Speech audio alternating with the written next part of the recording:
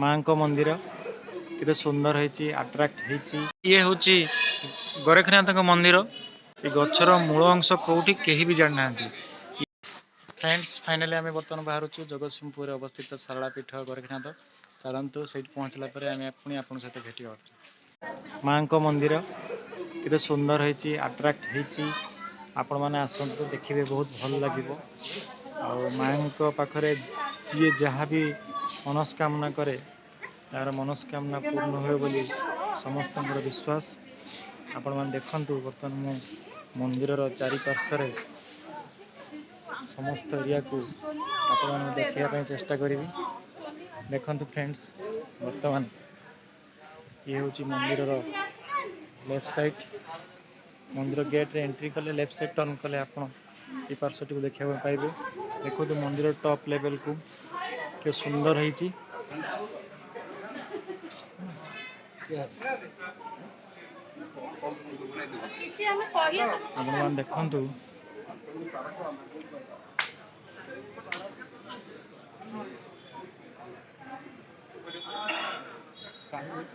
वास्तव मंदिरटी अति सुंदर है।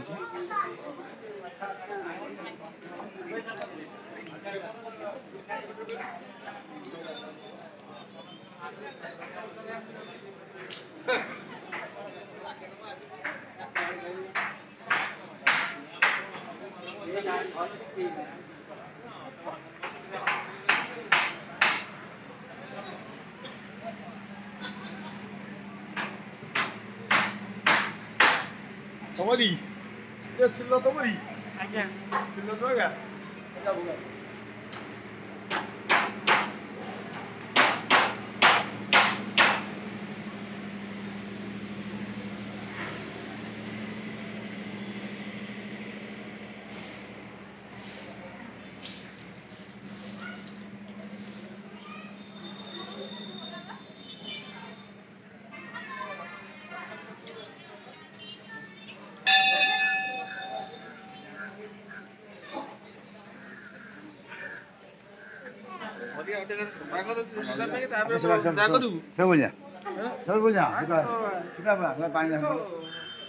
वृक्षर ना हूँ कल्पवट वृक्ष।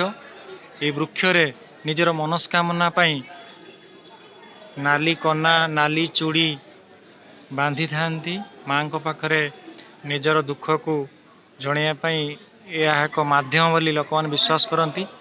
आउ निजर मनस्कामना पूर्ण पर माँ को पाख आसी पुणी निजर पूजा अर्चना करथांती। फ्रेंड्स ये एक बहुत आध्यात्मिक जिनस आई जिनस को वास्तव में बहुत लोक प्राय समस्ते ही विश्वास करथांती। ये हूँ माँ कृपा माँ महिमा अति सुंदरदायक। आपण मैंने आसतु एंजॉय करंतु माँ आशीर्वाद नहीं जातु। आपण मैंने देखुं बर्तमान माँ सारला मंदिर मध्य एक यज्ञ गृह मध्य अच्छी। जो समय यज्ञ काम करा जाए ये गृहटी को व्यवहार करा जाए। ता सहित रोसई घर मध्य व्यवस्था अच्छी। जो समय विवाह व्रत कार्यक्रम मंदिर मध्य हुए सही समय विभिन्न प्रकार रोसई ये घर ही करा जाए। बाहर लोकों के रोसई गृह को निषेध करा जाइए। केवल मंदिर स्टाफ माने ही रोसई गृह को जापरें।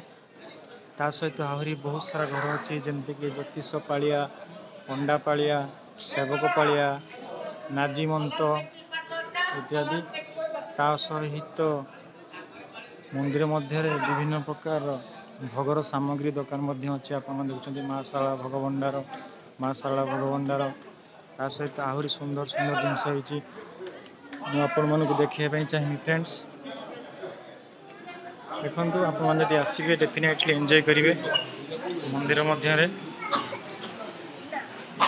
ये मंदिर भितर विभिन्न प्रकार दुकान अच्छी जोटा कि छोट पिला जिनस नड़िया भोग बहुत सारा दुकान अच्छी। स्पेशली किड्स मान बहुत दुकान अच्छी। ठाकुर देवादेवी मान फोटो मूर्ति विभिन्न आध्यात्मिक बही अवेलेबल अच्छी। आपण मैंने देखते फ्रेंड्स के सुंदर है। आसतु माँ सारला पीठ आपन को निहाती भाव में भल लगे। आशा करी ମୁଁ ଆପଣମାନଙ୍କୁ ଗ୍ୟାରେଣ୍ଟି ସହକାରେ କହିବି ଫ୍ୟାମିଲି ସହିତ ଆସନ୍ତୁ ମା ଶାରଳା ମନ୍ଦିର ପାଖକୁ ଏବଂ ନିଜର ମନସ୍କାମନା କରିକି ଯାଆନ୍ତୁ। ଦେଖିବେ ନିହାତି ଆପଣଙ୍କର ମନସ୍କାମନା ପୂର୍ଣ୍ଣ ହେବ। ମା ଶାରଳା ମନ୍ଦିର ସାମ୍ନାରେ ଏକ ହନୁମାନର ମନ୍ଦିର ମଧ୍ୟ ଅଛି। ତା ଚାରିପାର୍ଶ୍ୱରେ ଯେଉଁମାନେ ତୀର୍ଥଯାତ୍ରା କରିବା ପାଇଁ ଆସନ୍ତି, ଥକା ଅନୁଭବ କରନ୍ତି, ସେମାନେ ମଧ୍ୟ ବସିକି ନିଜର କ୍ଳାନ୍ତକୁ ଦୂର କରିପାରିବେ। ଏତେ ସୁନ୍ଦରଦାୟକ ହେଇଛି ଫ୍ରେଣ୍ଡସ୍, ଦେଖନ୍ତୁ। ଇଏ ହେଉଛି ମନ୍ଦିରର ପୁରା ବାହାର ସାଇଡ୍ରୁ ଦୃଶ୍ୟ। ମୁଁ ସମ୍ପୂର୍ଣ୍ଣ ରୂପେ ମନ୍ଦିରରୁ ବାହାରେ ଠିଆ ହେଇଛି। ଆପଣ ଦେଖିପାରୁଥିବେ ଏ ଯେଉଁ ମନ୍ଦିରଟି ଦେଖାଯାଉଛି ସେ ହେଉଛି ହନୁମାନ ମନ୍ଦିର। ହନୁମାନ ମନ୍ଦିରର ସାମ୍ନାରେ, ଏକ୍ଜାକ୍ଟଲି ସାମ୍ନାରେ ମା ଶାରଳା ଦେବୀ ମନ୍ଦିର ଭିତରକୁ ଯିବା ପାଇଁ ପ୍ରବେଶ ଦ୍ୱାର। ଆଉ ସେ ଦ୍ୱାର ଭିତରେ ଯାହା ସବୁ ଅଛି ମୁଁ ଆପଣଙ୍କୁ ଦେଖାଇ ସାରିଛି। ବାହାରୁ ପଟୁ ମଧ୍ୟ ବହୁତ ସୁନ୍ଦର ଦୃଶ୍ୟ। ଆପଣମାନେ ଆସନ୍ତୁ, ଏନ୍ଜୟ କରିକି ଯାଆନ୍ତୁ ଫ୍ରେଣ୍ଡ ସହିତ, ଫ୍ୟାମିଲି ସହିତ। ନିଜର ମନସ୍କାମନା ମଧ୍ୟ ମାଙ୍କ ପାଖରେ ମାଗିକି ଯାଆନ୍ତୁ। ଦେଖିବେ ନିହାତି ଆପଣଙ୍କ ମନସ୍କାମନା ପୂର୍ଣ୍ଣ ମଧ୍ୟ ହେବ। ଆପଣମାନେ ବର୍ତ୍ତମାନ ଯେଉଁ ମନ୍ଦିର ଦେଖୁଛନ୍ତି, ଏ ମନ୍ଦିରର ବହୁତ ବଡ଼ ଗୋଟେ ଇତିହାସ ଅଛି।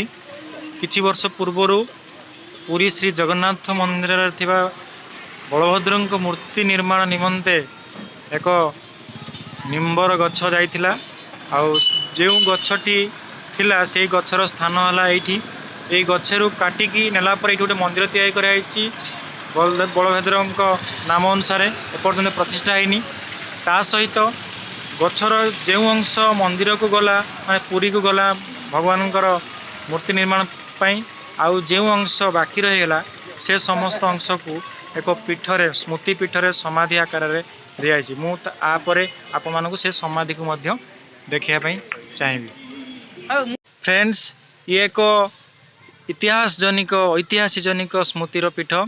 କିଛି ବର୍ଷ ପୂର୍ବରୁ ପ୍ରଭୁ ଜଗନ୍ନାଥ, ବଳଭଦ୍ର, ସୁଭଦ୍ରା ପାଇଁ ଯେଉଁ ନବକଳେବର ହେଇଥିଲା, ପ୍ରଭୁ ବଳଭଦ୍ରଙ୍କ ପାଇଁ, ବଳଦେବଜୀଙ୍କ ପାଇଁ ଯେଉଁ ମୂର୍ତ୍ତି ତିଆରି ହେବା ପାଇଁ ଆମର ନିମ୍ବର ଗଛ ଯାଇଥିଲା, ସେହି ଗଛ ସ୍ଥାନରେ ମନ୍ଦିର ତିଆରି ହେଇଛି।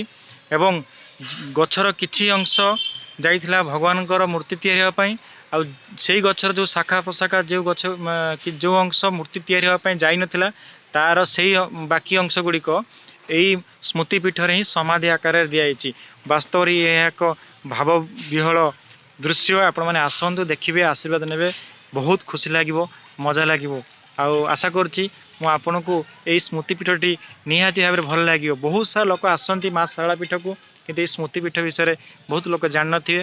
ଫାର୍ଷ୍ଟ ଟାଇମ୍ ପାଇଁ ମୁଁ ଆପଣମାନଙ୍କୁ ଜଣାଉଛି ଏଇ ସ୍ମୃତି ପୀଠର ଇତିହାସ ବିଷୟରେ, ଏ ସ୍ମୃତି ପୀଠର ରହସ୍ୟ ବିଷୟରେ, ଏ ସ୍ମୃତି ପୀଠର ଭଲ ପାଇବା ବିଷୟରେ, ଏ ସ୍ମୃତି ପୀଠର ଆଶୀର୍ବାଦ ଉପରେ, ଏ ସ୍ମୃତି ପୀଠର ବଳଭଦ୍ରଙ୍କର ସ୍ମୃତି ଉପରେ।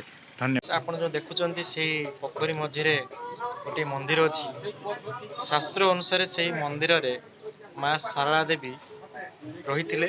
କ'ଣ ପାଇଁ? ଯେତେବେଳେ କଳା ପାହାଡ଼ ସମଗ୍ର ଭାରତବର୍ଷରେ ଭ୍ରମଣ କରୁଥିଲେ, ତାଙ୍କର ଉଦ୍ଦେଶ୍ୟ ଥିଲା ଯେ କୌଣସି ଦେବାଦେବୀଙ୍କୁ ଏ ପୃଥିବୀ ପୃଷ୍ଠରେ ରଖାଇଦେବା ନାହିଁ। ଯାହାଫଳରେ ସେ ସବୁ ଦେବାଦେବୀଙ୍କୁ ମାରିଦେବା ପାଇଁ ଯୋଜନା କରିଥିଲେ। ଆଉ ସେଇ କଳା ପାହାଡ଼ଠୁ ରକ୍ଷା ପାଇବା ପାଇଁ ମା ଶାରଳା ଦେବୀ ସେଇ ମନ୍ଦିରରେ ହିଁ ଲୁଚିକି ରହିଥିଲେ ବୋଲି ଏଠିକାର ଲୋକମାନଙ୍କ କହିବା ଅନୁଯାୟୀ। ଆପଣମାନେ ଦେଖିପାରୁଥିବେ ଦୁଇ ଯାଆ ବର୍ତ୍ତମାନ ସେଲ୍ଫି ନେବାରେ ବ୍ୟସ୍ତ। ଶାରଳା ମାଙ୍କ ନିକଟବର୍ତ୍ତୀ ଯେଉଁ ପୋଖରୀ ଅଛି, ସେଇ ପୋଖରୀ ବେଢ଼ାରେ ବସିକି ଦୁଇ ଯାଆ ସେଲ୍ଫି ନେଉଛନ୍ତି।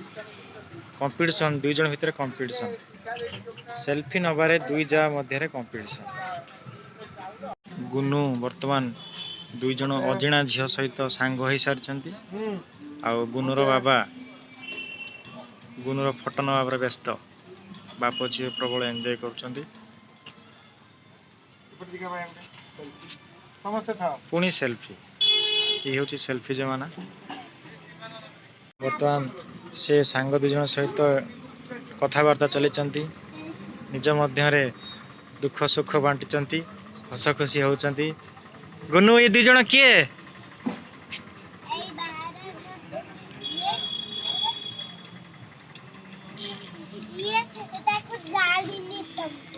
ଏଇ ଝିଅ ନା କ'ଣ? ଆଉ ଏଇ ଝିଅ ନା? ଗୁଲା। ହଉ।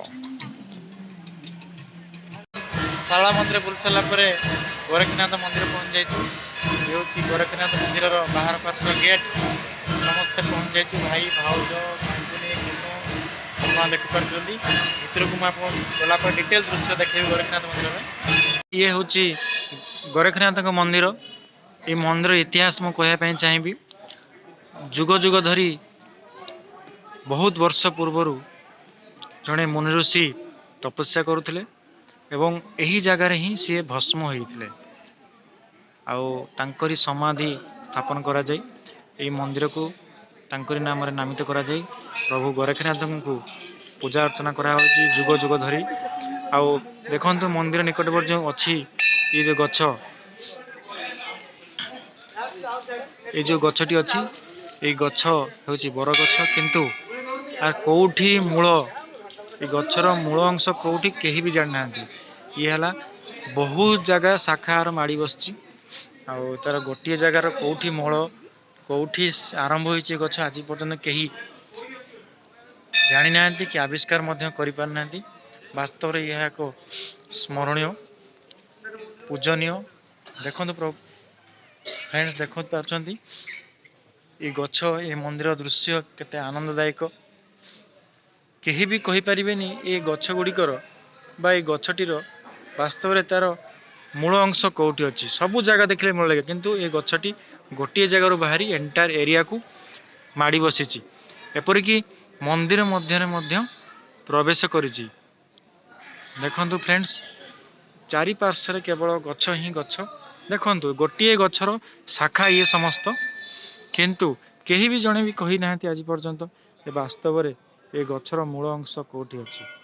मु आपण मानकु देखिया पई चाहूची देखंतु मंदिर चतुर्पार्श्व ए गछर सब गोटे गोटे शाखा अछि। देखंतु मंदिर मध्य ए शाखा व्यापीची केही भी जानि नाहंती ए गछ कोउठ स्टार्ट हेछि किंतु ये मात्र गोटे ही गछ ये समस्त तार शाखा। फ्रेंड्स देखि परछन आपण केते भाव विहर लागिवो आपण मान थरे आसंतु देखिबे एई गोरखनाथ मंदिर दृश्य।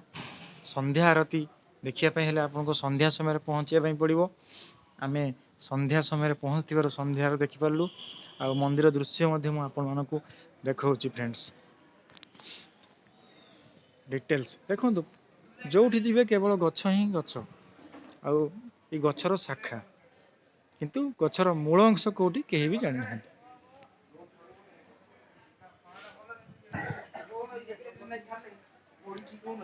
ई बरगछर शाखारे जो बांधिचंती लोक मान निजर मानसिक पई ही बांधिचंती एई नाली कपड़ा को नाली चूड़ी।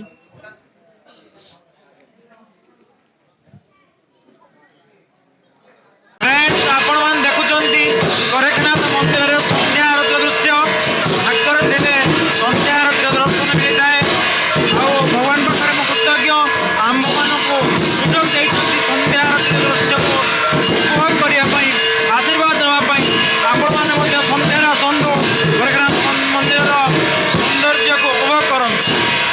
ये होची मंदिर बाहर पटर मु नेउची संध्या आरती दृश्य वास्तव में बहुत आनंददायक फ्रेंड्स अति सौंदर्यमय मैंने आसतु एंजॉय कर।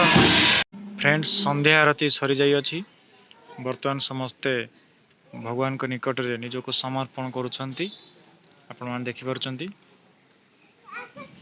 फ्रेंड्स वर्तमान आमे गोरखनाथ मंदिर बुली छारलु आज टूर सरीगला शीत पड़ी जाइए संध्या होइछि वर्तमान आम पुणी क्वार्टर को फेरबू जगतसिंहपुर।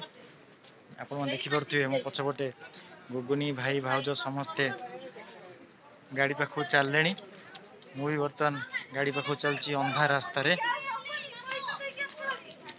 एई गुनु भी रेडी गुनु चलिए चलिए